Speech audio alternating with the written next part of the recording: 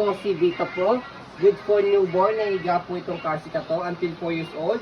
So, ang kinagandahan kay Maxi Cosi is award-winning brand po ito sa Australia. Okay, imported mall pull out.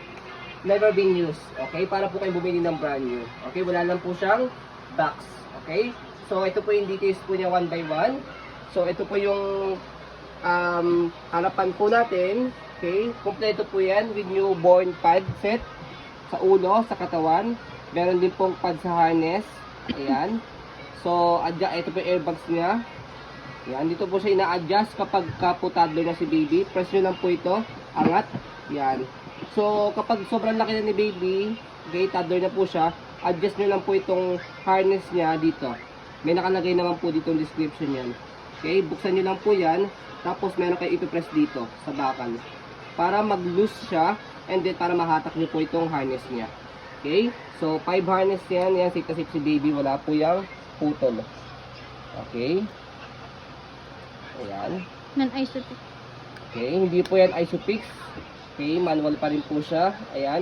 So kapag naman po toddler na si baby, tatanggalin nyo na po ito pang newborn set pad para po safe si baby. Or I mean, malawak na po yung uupuan po ni baby. Okay? So yan, dito siya ina-adjust. Okay. Okay. So may 4 level po siya kapag po ihiga sa semi-recline. Ito po yung upong-upo niya. Ito po yung sumunod. May pinipress dito sa ilalim. Kakapain nyo lang po yan, kulay puti. Ito yung pangalawa. Ito yung pangatlo, naka-semi-recline. Yan, ito yung pangatlo. And then yung pang-apat, pang newborn. So yan. Okay, Rear facing siya, di ba? So yan. So ito yung kulay puti na sinasabi ko. Gray. Okay. So, ayan po, 1 to 4 level siya kung paano siya gamitin. Ayan. Okay. Rear facing. Ayan. Rearward facing.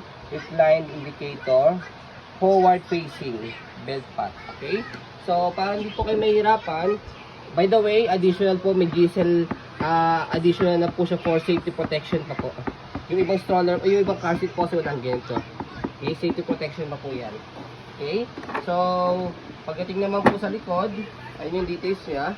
Okay, ito yung belt. Yan. Okay. So, instruction niya, para hindi kayo mahirapan, andito na po sa likod. Okay, manufacturing date, 2020 po siya. Additional tip lang po, may expiration po ang mga car seat until 10 years. 10 years po. Kaya ito po, bagong gawa lang po yan, 2020. Okay, so matagal nyo pa po siya magagamit. Okay, so yan. Okay, sa likod, sa kabilang side. Ayan. Ano?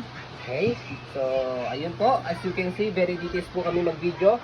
Kasi ang shop policy po namin, no refund, no exchange, what you see is what you get po. So yun po, maraming salamat. Have a nice day and God bless po.